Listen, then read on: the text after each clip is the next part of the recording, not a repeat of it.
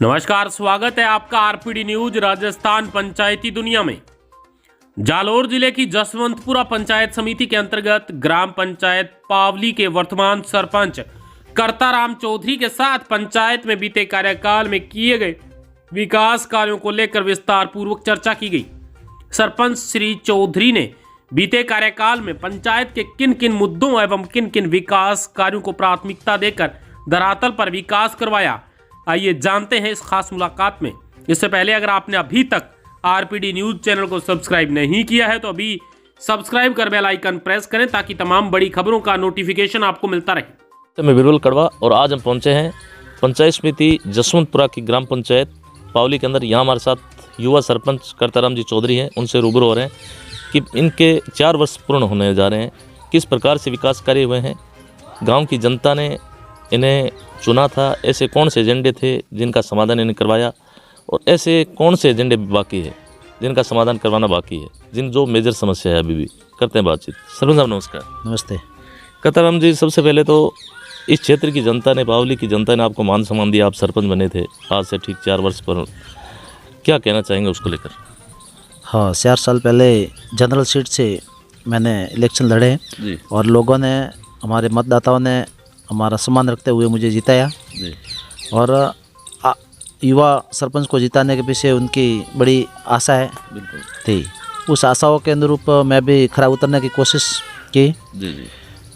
ग्राम पंचायत में सबसे बड़ा तो हमारा ये योगदान है कि मैं सरपंचाई के अलावा दूसरा कोई काम नहीं करता। जी जी सुबह से लेकर शाम तक सिर्फ सरपंच ही संभालता हूँ जी जी। और जहाँ भी मौके पे काम ठेकेदार द्वारा होता है मैं खड़ा रहकर करवाने की कोशिश करता हूँ। ऐसा कोई काम जहाँ ठेकेदार जाता है और मैं वहाँ नहीं हूँ, ऐसी स्थिति नहीं रही। मैंने जो भी काम करवाए वो मैं खुद मौके पे खड़ा रहकर करवाया ताकि हमें विश्वास आया कि काम सही हो रहा है कि गलत हो रहा है। जी जी। तो करताराम जी, पहले भी किसी पद पे रहे हो, राजनीति के बारे में कोई कभी किसी पार्टी से कोई जुड़ाव रहा, कोई उसको लेकर क्या कहना चाहिए? सर, मैं पहले गवर्नमेंट सर्वेंट था, जी पंचायत सहायक के रूप में सरकारी नौकरी की 2008 से लेकर 2018 तक। जी जी। और पंचायती राज में 2020 में मैंने इलेक्शन लड़े तो सरकारी नौकरी से इस्तीफा देकर जी जी मैंने इलेक्शन पूरे विश्वास के साथ लड़े। जी जी। पहले इस्तीफा देकर लड़ना मतलब खुद को कॉन्फिडेंस, विश्वास होना चाहिए। बिल्कुल बिल्कुल। और हमारे सामने पाटपुरा से एमएलए साहब की फैमिली से बिल्कुल इलेक्शन लड़ रहे थे जी जी। तो उनके सामने जब 2 बार एमएलए रहता है आदमी, भाजपा का उपाध्यक्ष है और उनकी फैमिली से कोई इलेक्शन लड़ने आते हैं तो उनके सामने मजबूत आदमी की ज़रूरत होती है। बिल्कुल। और वहाँ मैं युवा के रूप में मैंने इस्तीफा देकर कॉन्फिडेंस के साथ में इलेक्शन लड़ा और लड़ने के बाद में लोगों ने विश्वास के साथ 3 गाँवों ने मुझे जिताया। जी जी। उसके बाद में मैंने आम लोगों की सेवा का संकल्प लिया। इस हमारे गांव में जो भी नागरिक काम के लिए, पंचायत के काम के लिए इधर उधर भटकना नहीं पड़े। जी जी। और आज पहली बार मौका है कि आप कम से कम मेरे बेरे पे आए। बाकी मैं 8 बजे पंचायत चला जाता हूँ और शाम को 5 बजे तक पंचायत में रहता सरपंच हूँ। साहब, आपको ऐसा लगा नहीं कि जब आप पंचायत सहायक थे और वो भी एक तरह समाज सेवा थी, और आपको ऐसा लगा नहीं कि आप मेरे सामने इतनी बड़ी एक पार्टी है, मैं चैलेंज कर पाऊंगा या नहीं? हाँ, वो तो विश्वास होना चाहिए ना एक दूसरे पर। जी जी। मुझे मेरे पर विश्वास था कि मैं युवा के रूप में मतलब काम करूँगा और मुझे अनुभव भी था। जी जी। उसके बाद में मैं ठेठ से कांग्रेस पार्टी में जुड़ा हुआ था। मुझे ब्लॉक अध्यक्ष, युवा ब्लॉक अध्यक्ष कांग्रेस का जसवंतपुरा का दायित्व सौंपा गया। वो भी मैंने बहुत खूबी से निभाया और हमारी पार्टी को हमने वहाँ लगातार से हार रही थी तो एमएलए में उनका सहयोग करके उनको जिताया। जी जी। पावली की बात करें तो यहाँ स्थानीय नेता रहे, विकास की कोई कमी नहीं रही होगी आज तक आपके हिसाब से? नहीं, वो तो मैं खुद हूँ या कोई भी हो, उसमें विकास में तो पूरा कभी पूर्ण होता ही नहीं। पंचायत राज एक ऐसा विभाग है उसमें कभी पूर्ण नहीं होता और यदि पूर्ण हो जाए तो इलेक्शन की जरूरत ही नहीं होती। बिल्कुल। हाँ, कोशिश रहती है। हमारे स्थानीय नेता यहाँ विधायक साहब भी रहे, लेकिन जितनी उन्होंने भी अपना विकास करवाने की कोशिश की होगी, लेकिन इन्होंने रानीवाड़ा में ज़्यादा ध्यान दिया। पूरा बेल्ट इधर पड़ता है रानीवाड़ा साइड में और सासौर साइड में, या तो अपने लास्ट शेर से, हमारी पंचायत लास्ट गाँव है तो खुद की गाँव के हिसाब से कम ध्यान दिया होगा जो भी, लेकिन अपना अपना सब कोशिश करते हैं और कोशिश की है। लगभग यहाँ ज़्यादातर कोई बड़ी समस्या नहीं है, पानी की समस्या को छोड़कर सभी। अगर बात करें जब आप सरपंच बने थे, ऐसे कौन से एजेंडे थे आपके सामने, कौन से मुद्दे थे जिनका समाधान करवाना?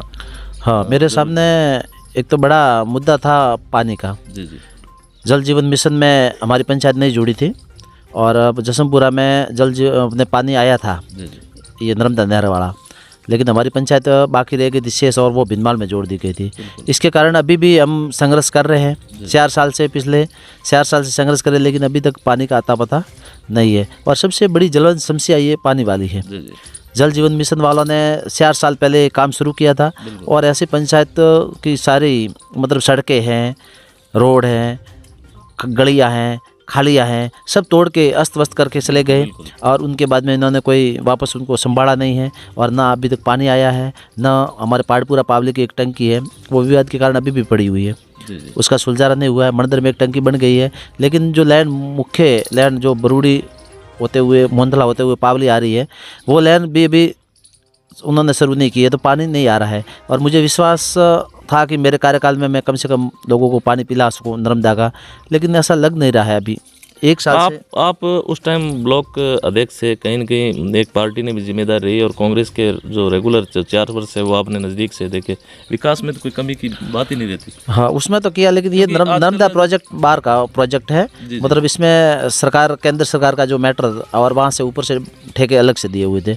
इन लोगों ने मतलब काम हमने कोशिश की कि हमारे कार्यकाल में पूरा हो जाए, लेकिन पूरा नहीं हुआ। उसके बाद में ये सरकार बदल गई तो उनको ठंडे बस्ते में डाल दिया। कोई भी सरकार हो, कांग्रेस हो या भाजपा, जब भी वोट नज़दीक आते हैं तो काम तीव्र गति से होता है। उसके बाद में जैसे इलेक्शन पूर्ण होता है साल भर के लिए बिल्कुल सुस्त हो जाता है, तो 1 साल से अब सुस्त पड़ा है। ठीक है, अब वर्तमान जैसे भाजपा की सरकार है, 1 वर्ष अभी पूरा हुआ है कल परसों, क्या कहना चाहेंगे, किस प्रकार से रहा? हाँ, 1 साल का पंचायती राज का पूर्ण हुआ और कल हमारे 17 तारीख को माननीय प्रधानमंत्री जी आ रहे हैं राजस्थान में। 1 साल की लोगों को मतलब देने के लिए शुभकामनाएं कहो या जो काम की उन्होंने योजना दी है उनकी योजना का फ़ायदा देने के लिए। लेकिन 1 साल में मैं पंचायत राज में रहते हुए मुझे तो कुछ ऐसा लगा नहीं। अब कल जो वहाँ लोग बुलाए हैं जयपुर में, तो जयपुर में लोग बुलाए, उनका 1 साल में आपने जो लाभान्वित हुए उन लोगों को लेके जाना है। तो मेरी पंचायत में मात्र 3 लोग, जो प्रधानमंत्री आवास है वो 3 साल से, पिछले 3 साल से बंद पड़ा था। अब उन 3 लोगों को 3 साल में इंदिरा आवास मिले हैं। अब 3 लोगों को ही वहाँ भेजूं, इसके अलावा मतलब व्यक्तिगत फायदा नहीं मिला है। तो वो लोग कह रहे हैं, मतलब प्रधानमंत्री कह रहे हैं कि जिसको प्रधानमंत्री स्कीम से या भाजपा सरकार से फायदा हुआ है उन लाभार्थियों को वहाँ ले जाना है, लेकिन लाभार्थी साल में कोई इतना फायदा हुआ नहीं, जिसको ले जाए। सरकार तो बड़े बड़े जो होलोग्राम लगाते हैं उसमें बहुत बड़े आंकड़े दिखाती है। हाँ, आंकड़े बड़े बता रहे हैं, लेकिन जो भी योजना पहले थी वो की वो योजना। पंचायती राज में जैसे बजट की बात करें तो कोई बजट विशेष, साल मुख्यमंत्री बदला है, सरकार बदली है, लेकिन साल भर से हमारी किस्तें भी नहीं पहुंच पा रही है। नरेगा है कि नरेगा पे ध्यान नहीं दिया जा रहा है। अब नरेगा से ज़्यादातर गांव में विकास करना चाहते हैं तो जो फिक्स बजट होता है, बिल्कुल SFC हो, FFC हो या 5वां वित्त आयोग हो, उससे फिक्स पेमेंट आता है और सभी पंचायत में बराबर आता है। लेकिन हम नरेगा से एक्स्ट्रा काम करवाना चाहते हैं तो करवा सकते हैं। गरेवल जैसी समस्या, सब जितने गाँवों बड़े जैसे गांव पंचायत में गांव है, अब गांव में मुख्य आबादी में तो लोग रहते नहीं, तो वहाँ तो काम करवाने की इतनी ज़रूरत नहीं होती। लेकिन जहाँ ढांडिया होती है वहाँ तक गरेवल ले जानी, ठीक है, वो सबसे ज़्यादा नरेगा का काम रहता है। और नरेगा में 1 साल में एक भी स्वीकृति पूरे जसमपुरा में किसी को नहीं दी है।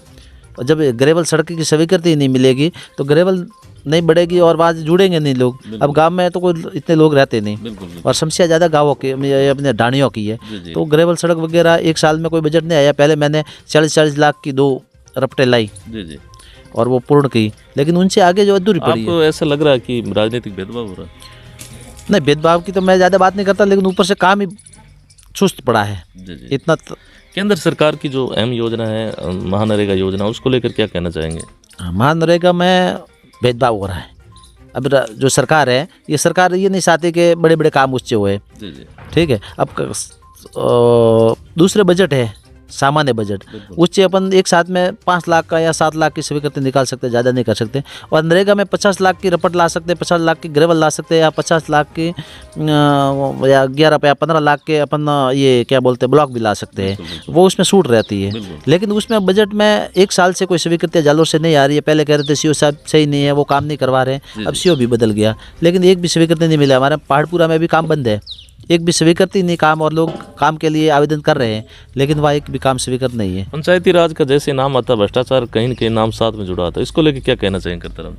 हाँ, भ्रष्टाचार तो अब मैं मेरे मुँह से तो मैं तो ये चाहता हूँ कि मैं भ्रष्टाचार मिटाने के लिए पंचायत राज में आया था। छोटे लेवल पे तो नहीं है, लेकिन बड़े लेवल पे होता रहता है प्राय। जी जी। ठीक है। और बाकी जैसे पंचायत में होता है तो आजकल तो पहले वाली बात नहीं है, लोग भी सक्षम है। मोबाइल युग जो भी आया उनसे भ्रष्टाचार रुका है। जी जी। और क्या कहना चाहेंगे पंचायती राज को लेके? पंचायती राज को लेकर मैं ये कहना चाहता हूँ कि यदि सरकार ऊपर से व्यवस्थित बजट दे तो विकास करवाने में कोई कमी नहीं आती है, लेकिन ऊपर सरकारें बदलती रहती है और काम में रोड़े आते रहते हैं। जी जी। अगर पावली की बात करें, एजुकेशन लेवल किस प्रकार का है? क्योंकि शिक्षा जीवन का एक तरह से महत्वपूर्ण अंग मानो आप, क्या कहना चाहेंगे विशेष तौर पर बालिका शिक्षा को लेकर? हमारे पावली यहाँ गांव है जो जसमपुरा पंचायत समिति का गांव है, और भिनमाल जो पंचायत समिति है, मतलब ये उपखंड है, उनसे मात्र 15 किलोमीटर दूर है, और जसमपुरा से 25 किलोमीटर के बीच में आया हुआ है। और यहाँ शिक्षा का एक प्रकार का हब है। बिल्कुल। यहाँ गवर्नमेंट की सीनियर स्कूल है जी जी। और प्राइवेट 2 स्कूल है। जी जी। एक शानकिया विद्यापीठ है और एक विवेकानंद विद्यापीठ है। तो तीनों एक दूसरे के कंपटीशन में इतना मतलब मेहनत कर रहे हैं कि आसपास के एरिया में लगभग जिले में मेरिट में गत साल हमारे यहाँ विवेकानंद का बच्चा जिले में टॉप किया था। बिल्कुल। 1 नंबर पे रहा था। उसके बाद में जैसे शानकिया स्कूल वाले वो भी अच्छी रैंक दे। अब की बार गवर्नमेंट वालों ने बाजी मारी और उनकी प्राइवेट स्कूल को पीछे छोड़ते हुए उन्होंने फर्स्ट स्थान प्राप्त किया। तो यहाँ कंपटीशन ज़्यादा और कंपटीशन में मेहनत भी ज़्यादा, गवर्नमेंट वाले भी मेहनत खूब कर रहे हैं। और तीनों स्कूल इतनी कंपटीशन में चल रही है, समय समय जाते हैं। हाँ, समय समय करते हैं। नहीं मोटिवेशन, मैं तो स्कूलों में क्या ठेठ से पहले पंचायत सहायक रहा तो स्कूल में लगा हुआ, तो मेरा विश्वास स्कूलों पे ज़्यादा है और मैं उनसे जुड़ा रहता हूँ। ठीक है। एक सप्ताह में 1 बार स्कूल में चक्कर लगा जाता हूँ।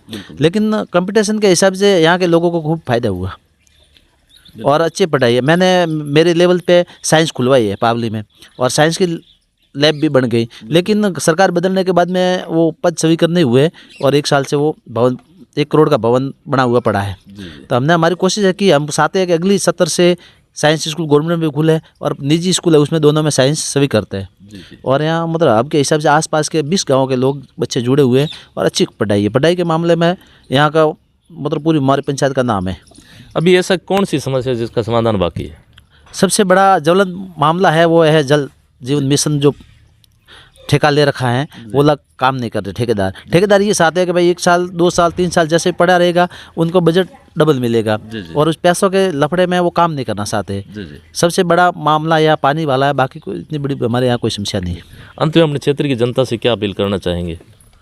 जनता से यही अपील करना चाहते हैं कि जो सक्षम राजनेता है उनको सुने और अपने एरिया में जो विकास में वो भी सहयोग करें, और हम मिलकर राजनेता और ग्रामीण मिलकर गांव का विकास करें। बिल्कुल। धन्यवाद सरपंच साहब, समय दिए उसके लिए। Thank you sir.